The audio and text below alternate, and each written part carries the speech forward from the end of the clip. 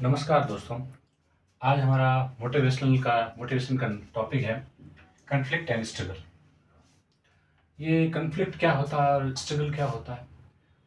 इसको हम हिंदी में कहें तो संघर्ष और सहनशीलता। संघर्ष और सहनशीलता का मोटिवेशन का में क्या यूज है, इसके बारे में बताने से पहले मैं आपको इसकी पृष्ठभूमि बता देता हूँ कि संघर्ष क्या होता है। पर जैसे कि जीवन में कुछ अचीव करना होता है तो कोई भी काम आदमी को आसानी से नहीं मिलता है। हर आदमी को जीवन में संघर्ष करना पड़ता है।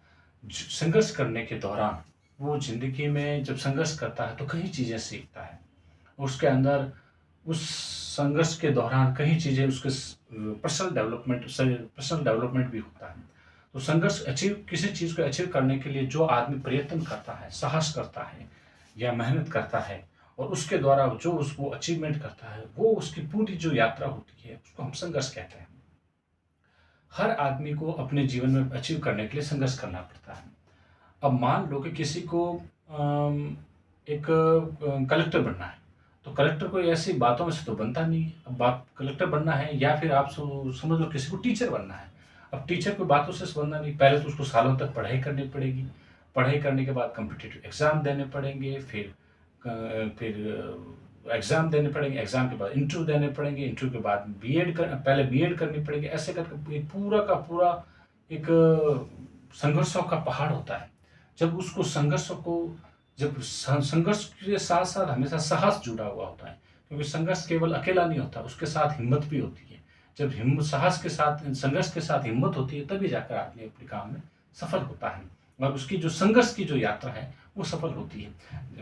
और ये जो पूरा परिदृश्य होता है, जिसमें आदमी अपने मंजिल को अचीवमेंट करता है, जब इस संघर्ष के बाद में उसको जो सफलता मिलती है, उसका जो परिणाम होता है या उसकी जो अनुभूति होती है, जो खुशी होती है, उसकी कोई सीमा नहीं होती है। तो उसमें अब संघर्ष के बारे में हम थोड़ा डीपली पढ़ते हैं। संघर्ष में कि सबसे पहली बात है कि संघर्ष के इम्पोर्टेंस क्या है, महत्व क्या है? हम संघर्ष क्यों करते हैं? करते हैं तो उसका बेनिफिट क्या होता है? तो संघर्ष का इम्पोर्टेंस क्या है, उसके बारे में बात करते हैं। तो इसका पहला इम्पोर्टेंस है पर्सनल ग्रोथ। संघर्ष के दौरान आदमी का पर्सनैलिटी डेवलपमेंट होती है। कैसे?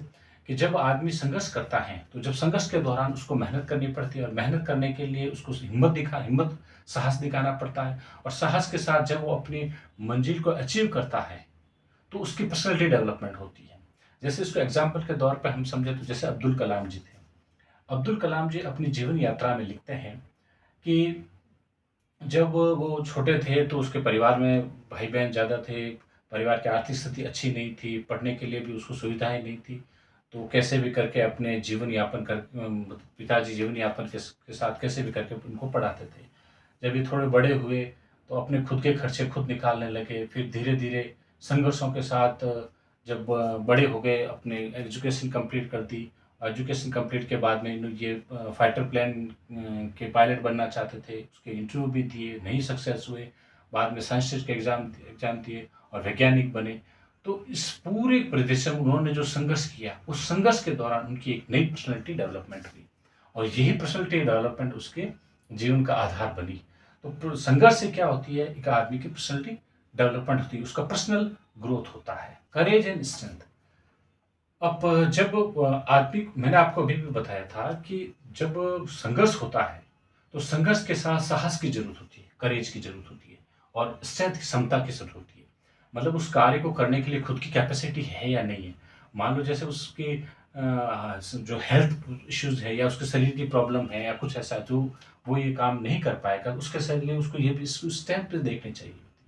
किसी आदमी की क्षमता अगर उम टीचर बनने की और उस आप सीधे एज ए कलेक्टर बनने के देखें या प्रधानमंत्री बनने के देखें, वो संभव नहीं है। तो उसकी स्ट्रेंथ भी होनी चाहिए और स्ट्रेंथ के साथ साथ करेज भी होना चाहिए। अब करेज अगर उसका होगा तभी तो वो जाके क्योंकि जब संघर्ष होगा तो प्रॉब्लम्स आएगी तो क्या होगा, उन प्रॉब्लम्स की वजह से आदमी हिम्मत ना हारे। तो उस हिम्मत ना हारे उसके लिए वो क्या करे, उसको चाहिए करेज।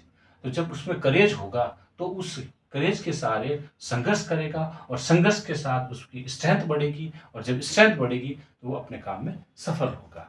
तो ये इसका इम्पोर्टेंस है। ओवरकमिंग लिमिटेड संघर्ष के दौरान इसका भी बहुत बड़ा महत्व इम्पोर्टेंस होता है। ओवरकमिंग लिमिटेड थिंकिंग, भाई जैसे मैं हूँ, मैं संघर्ष करता हूँ किसी काम को करने के लिए, तो सबसे पहले मुझे अपनी सोच को पॉजिटिव रखना ज़रूरी है। क्योंकि जब प्रॉब्लम आएगी, क्योंकि किसी भी काम को आप कर लो प्रॉब्लम्स तो आनी ही आनी। जब प्रॉब्लम्स आएगी तो प्रॉब्लम्स के साथ मैं अगर अपनी साहस भी रख लूँगा, स्ट्रेंथ भी बना कर रख लूँगा, लेकिन मेरी सोच पॉजिटिव नहीं है कि हाँ, मैं वास्तव में एक दिन ये कर लूँ, क्योंकि असफलता पे असफलता जब मिलेगी और एक दूसरे से सपोर्ट नहीं मिलेगा, तो उस कंडीशन में आपकी हिम्मत हार जाएगी। और हिम्मत हारने के दौरान आपको उसको अपने करेज को बनाए रखने के लिए आपको अपनी ओवरकमिंग लिमिटेड थिंकिंग, आपको उसके नेगेटिव थिंकिंग या उसके गलत परिप्रेक्ष्य में ना जाकर उसको पॉजिटिव थिंकिंग या पॉजिटिव वे में लेंगे, तो वो चीज़ आपके लक्ष्य प्राप्ति में हेल्पफुल होगी। क्या होगी? हेल्पफुल। तो ये एक इम्पोर्टेंस और हो गया। डिटेलिंग विद डिसअपॉइंटमेंट क्या है कि जब डिसअपॉइंटमेंट नहीं हो, आप जब संघर्ष करोगे तो संघर्ष के दौरान जो प्रॉब्लम्स आएगी, प्रॉब्लम्स के दौरान जब आप हिम्मत के साथ उस प्रॉब्लम से लड़ने की कोशिश करोगे, तो कई बार हो सकता है कि आप निराश हो जाओ। जब निराश नहीं हो, इसके लिए आप डिसअपॉइंटमेंट नहीं होना है। तो संघर्ष में ये डिसअपॉइंटमेंट भी का भी महत्वपूर्ण होता है, क्योंकि अगर आप डिसअपॉइंटमेंट हो गए, अगर आपने अपनी डिसअपॉइंटमेंट दिखा दी किसी कार्य में, आपने शुरुआत अच्छी की है, मेहनत भी की है, लक्ष्य तक पहुंचने में बहुत अब दूर नहीं हो, लेकिन जब प्रॉब्लम्स बार बार क्रिएट हो रही है, बार बार हो रही है, प्रॉब्लम्स आ रही है और आपका मनोबल टूट रहा है, तो उस कंडीशन में आपका जो कन्फ्लिक्ट और स्ट्रगल है, जो संघर्ष है, वो आपको डिसअपॉइंटमेंट नहीं होने देना चाहिए। उसको हिम्मत बना के रखना चाहिए अपनी अप्रोच, तो आप अपने संघर्ष को पार कर जाओगे। अब ये भी बहुत इम्पोर्टेंस है, इम्पोर्टेंस इसके संघर्ष में कि आपकी एबिलिटी होनी चाहिए कन्फ्लिक्ट को सहन करने की। मतलब जो संघर्ष है उसको सहन करने की आपकी क्षमता होनी चाहिए। क्योंकि मैंने अभी आपको बताया है कि आपके सपने हैं टीचर बनने की, नहीं आपकी क्षमता है टीचर बनने की और आप सपने देखते हो कलेक्टर बनने की। आपकी जो एबिलिटी है एज ए टीचर बनने की, क्या बनने की? टीचर बनने की। लेकिन आप क्या देख रहे हो? एक आईएएस बनने के सपने देख रहे हो, एक एडमिनिस्ट्रेटिव ऑफिसर बनने के सपने देख रहे हो। तो आपका जो कन्फ्लिक्ट है वो किस पर डिपेंड करेगा कि आपकी जो ड्रीम है, वो अगर ड्रीम आपके अनुसार है, जो आपकी क्षमता के अनुसार है, आपकी एबिलिटी के अनुसार, आपकी एबिलिटी आपकी ड्रीम मैच कर रही है, तो जो कन्फ्लिक्ट होगा उसका रिजल्ट भी आपको क्या मिलेगा? रिजल्ट भी क्या मिलेगा? पॉजिटिव। समझ गए? तो कहने का मतलब है कि आपकी एबिलिटी आपके संघर्ष के लिए जरूरी है। आप में जितनी ज़्यादा संघर्ष करने की, जितनी ज़्यादा किसी कार्य को करने के लिए एबिलिटी होगी, क्षमता होगी, तभी तो आपकी कन्फ्लिक्ट करने की क्षमता बढ़ेगी। जब कन्फ्लिक्ट करने की क्षमता बढ़े तब जाके आप अपने रिजल्ट तक पहुंच पाओगे। तो इस प्रकार से देखा जाए तो ये जो 5 इम्पोर्टेंस है जो स्ट्रगल के, वो ये डिसाइड करते हैं कि आपका संघर्ष कैसा होगा। यानी कि ये चीज़ें अगर किसी व्यक्ति में हैं, तो आप वो व्यक्ति अपने लक्ष्य को हासिल करने में या उस संघर्ष से लड़के अपनी सफलता को प्राप्त करने में उसकी कितनी हिम्मत और साहस होगी, ये चीज़ें डिसाइड करती हैं। इसी टॉपिक को हम कंटिन्यू रखेंगे और इसके बाद हम इसके कॉन्फ्लिक्ट और स्ट्रगल के इम्पोर्टेंस के साथ अब इसके अगले वीडियो में हम कॉन्फ्लिक्ट के यहाँ तक स्ट्रगल के बारे में इम्पोर्टेंस थे। अगले वीडियो में हम कॉन्फ्लिक्ट के इम्पोर्टेंस के बारे में चर्चा करेंगे।